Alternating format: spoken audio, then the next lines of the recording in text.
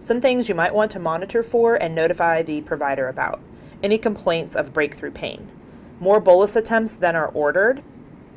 Visible signs and symptoms of pain despite continuous pain medication. Things to document. The pre-assessment of the patient, including their vital signs and pain level.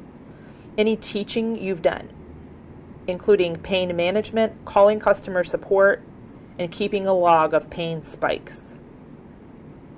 Documenting pump setup, bag change, shift totals, hourly totals, and when the pump was last cleared are very important.